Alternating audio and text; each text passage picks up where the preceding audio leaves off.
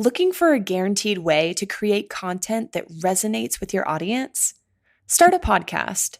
Interview your ideal clients and let them choose the topic of the interview. Because if your ideal clients care about the topic, there's a good chance the rest of your audience will care about it too. Learn more at sweetfishmedia.com. You're listening to B2B Growth, a daily podcast for B2B leaders. We've interviewed names you've probably heard before, like Gary Vaynerchuk and Simon Sinek, but you've probably never heard from the majority of our guests. That's because the bulk of our interviews aren't with professional speakers and authors. Most of our guests are in the trenches leading sales and marketing teams. They're implementing strategy. They're experimenting with tactics. They're building the fastest growing B2B companies in the world. My name is James Carberry. I'm the founder of Sweetfish Media, a podcast agency for B2B brands, and I'm also one of the co-hosts of this show. When we're not interviewing sales and marketing leaders, you'll hear stories from behind the scenes of our own business. We'll share the ups and downs of our journey as we attempt to take over the world. Just kidding. Well, maybe. Let's get into the show.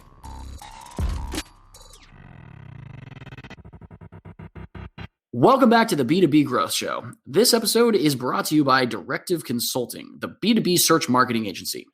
Today, we are joined by Colin Receveur. Colin is not only the CEO at SmartBox, but he is also a prolific podcaster himself. Colin, welcome to the show.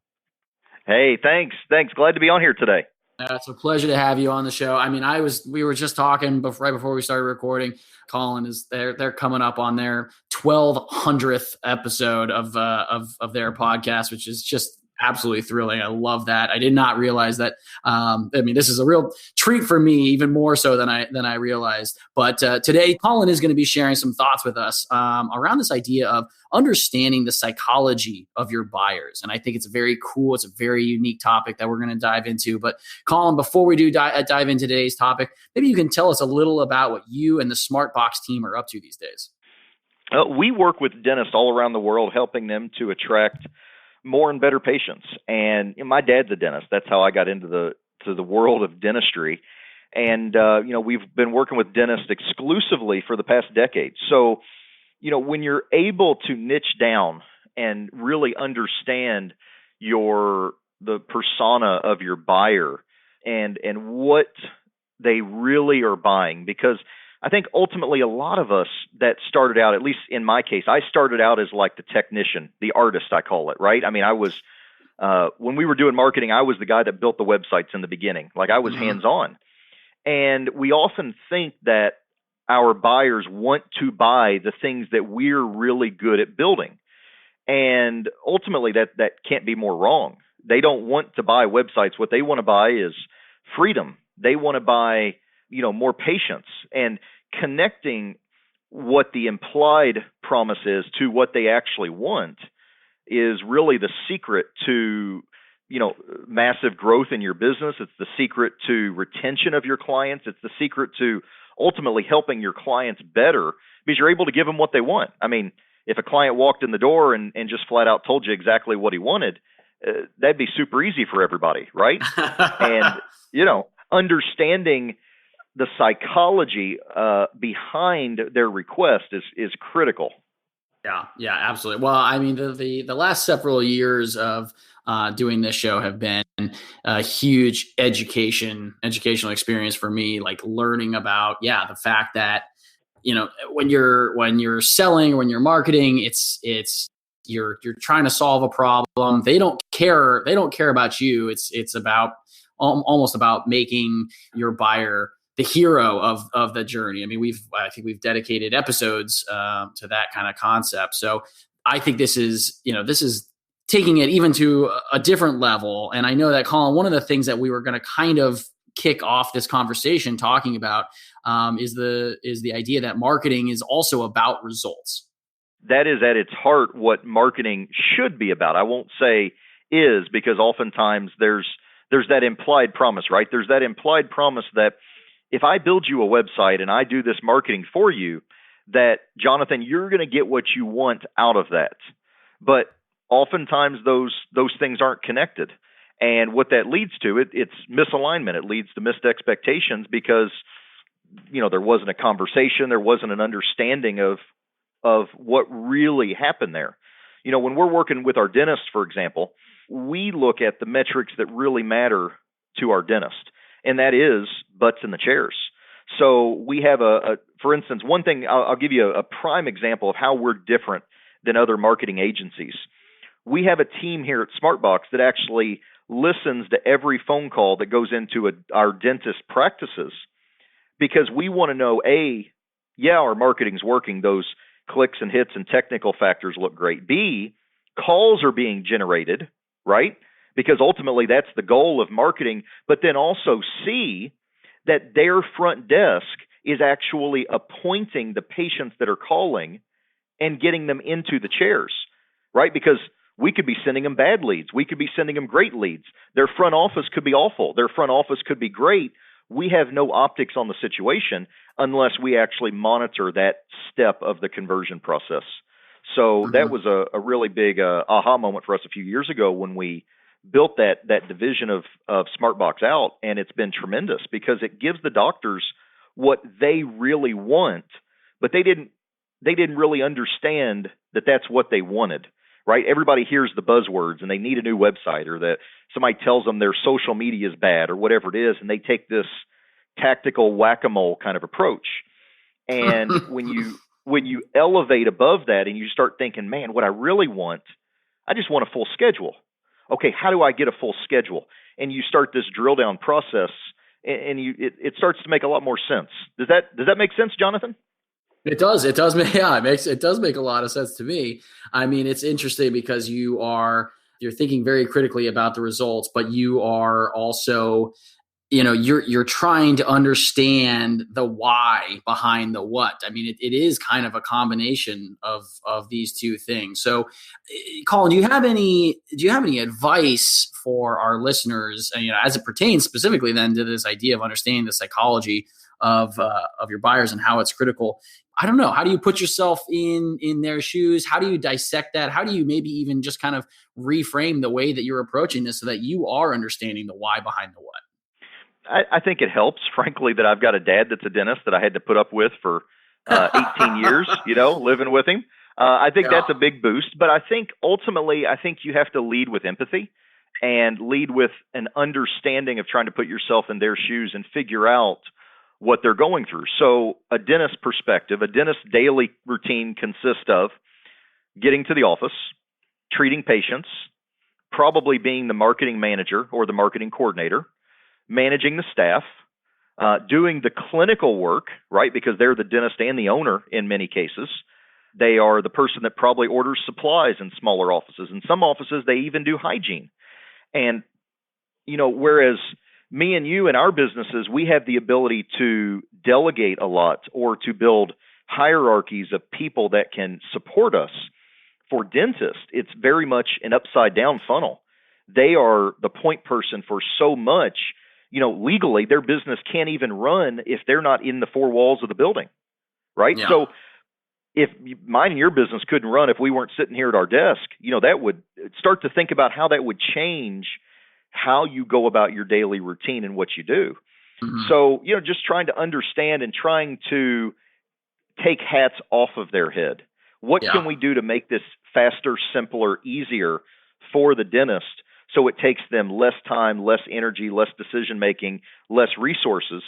And then how do we get them to the result that they really want? How can we spoon feed this to them and make this brainless, right? Because we know we do great things and we know we deliver tremendous value, but ultimately at the end of the day, if the dentist, the client, doesn't agree with your value proposition and the value you deliver, they're history, they're canceling. Yeah. So you have to make sure that those things are intimately aligned. Yeah, absolutely. And certainly as you mentioned, this idea of empathy and, just, keeping their frame of reference in mind, trying to think critically from their perspective. So wildly important. So, we do have kind of this idea of the results being tied to marketing, starting to understand the psychology of your buyer. But there's also this third component. The third thing we were going to be touching on today's episode is this idea of internal standards. And I know that the idea of internal standards been important, certainly to you, and can be important to all teams out there. So kind of what is this idea of internal standards, and why has it been so critical for a high performance team? Yeah, great question. So a quick background on what my experience is. So this is the paradigm that I come from. SmartBox, I started it in the early 2000s, and I was a solopreneur up until 2012. I decided in 2011, 2012, shortly after I got married, and we were thinking about having our first kid, I was like, I need to do something with my life. And I did some critical thinking, and I decided, hey, I'm gonna grow this puppy. Mm-hmm. So, I put together this grand plan, and we set out. I had my 2020 goal that we set out in 2011 with, and my wife probably thought I was crazy, probably still does, but over the next few years, we went through a period of growth that was 1 year over 200%, over 100% several years in between, and now we've landed with being this dental marketing brand with 60 employees and working with guys all around the world. So I think the idea of the psychology of your buyer and internal standards and metrics are really a lot more closely related than maybe one seems on the surface. Mm-hmm. When you're going in to understand the persona of your buyer, you ask why a lot. And we have an expression here inside SmartBox, the 5 whys. And generally, when you ask yourself why 5 times, you get to the real answer. So, hey, a client's upset with us. Why? Well, they didn't get the phone calls they wanted. Well, why? Well, the phone didn't ring. Well, why? Well, the marketing didn't work. Why? Well, the client didn't engage with us to launch their marketing campaign in time to get the results they needed this month. Well, why didn't that happen? Well, it didn't happen because our client success rep, for example, didn't express the importance of this initial phone call, this kickstart event, to the client. So they didn't understand how critical it was, when this waterfall effect cascaded.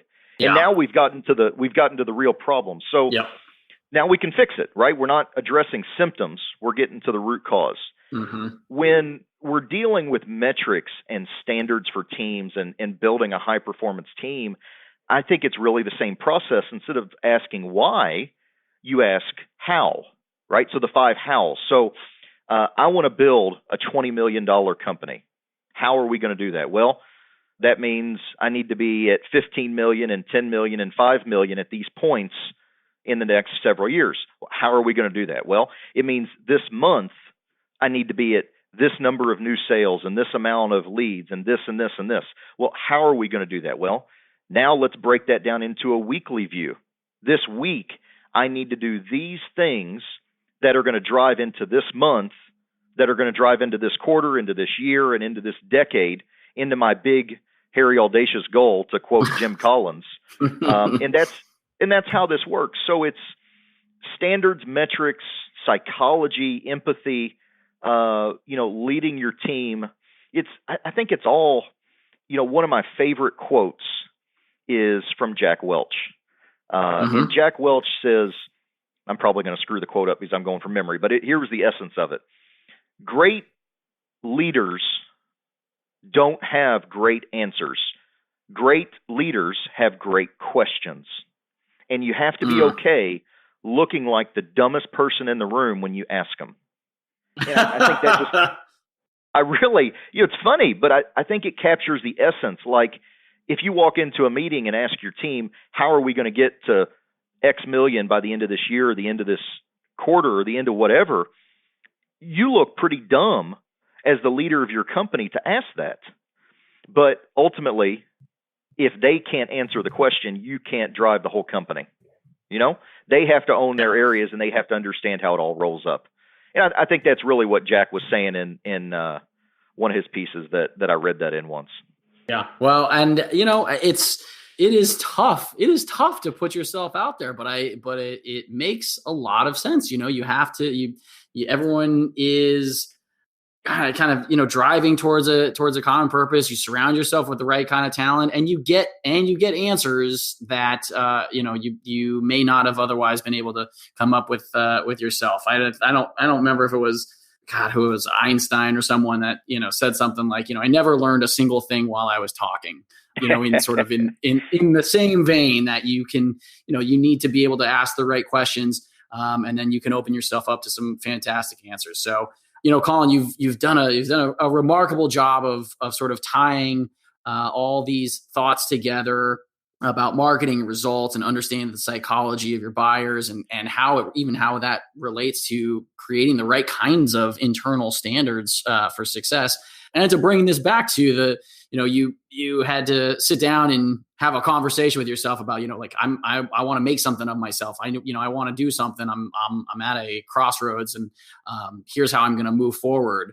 And I think that actually segues really brilliantly into this idea of legacy. And we've gotten some tremendous response on asking these questions on the show. So Colin, I'd love to hear from you kind of this idea of what kind of legacy are you hoping to leave behind at the end of the day, whether that is personal, professional, or a combination of the two. I know that you had sort of talked about your family also as being an important part of that. I grew up, and my dad, in addition to being a dentist, he grew up in construction, and he raised me in that environment. We built houses and remodeled, and at the end of the day, if you've never put a roof on or demoed a house with no mechanicals in the middle of summer, I don't think you've put in a real hard day of work before.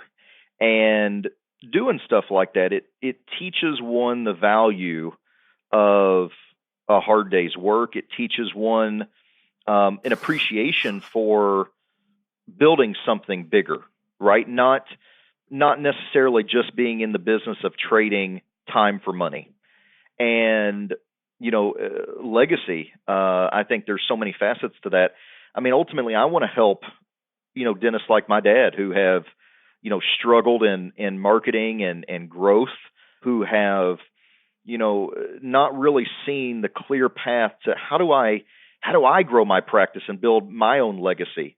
And, what do I want to be remembered for professionally as being, the company that's helped dentists change their own lives or have freedom from their practice. Because I see so many dentists that, work 6 days a week, and it's not a good trade-off because they don't understand, or they haven't been shown yet. They don't teach a lot of business in dental school.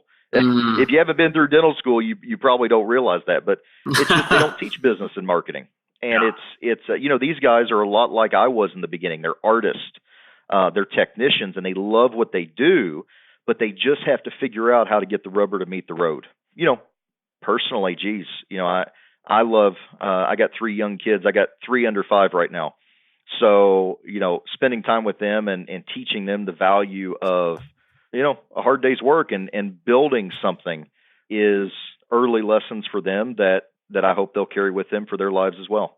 That's fantastic. Carrying on the proud receiver tradition and the value of a hard day's work. And sounds like you're well on your way in that department. It also sounds like you're certainly, with the success you've seen at SmartBox, well on your way with changing the way a lot of dentists are able to market and do business. So we do of course, we wish you continued tremendous success. That sounds like things have been going fantastic. Again, we've been talking with Colin Receveur. He's the CEO at SmartBox. Colin, if anyone is interested in finding out more about today's topic, they want to connect with you, they want to find out more about SmartBox, what's the best way for them to go about doing that? Yeah, check out our website, smartboxdentalmarketing.com, if you want to see that. If you want to drop me an email, it's my first initial last name @gmail.com, creceiver@gmail.com. Colin, thank you once again for your time today. It was an absolute pleasure having you on the show. Hey, thanks a lot, Jonathan. Take care. There are lots of ways to build a community, and we've chosen to build the B2B growth community through this podcast. But because of the way podcasts work, it's really hard to engage with our listeners. And without engagement, it's tough to build a great community. So here's what we've decided to do. We're organizing small dinners across the country with our listeners and guests. No sales pitches, no agenda, just great conversations with like-minded people. We'll talk business, we'll talk family, we'll talk goals and dreams. We'll build friendships. So if you'd like to be a part of a B2B growth dinner in a city near you, go to b2bgrowthdinners.com. That's b2bgrowthdinners.com. Thank you so much for listening. Until next time.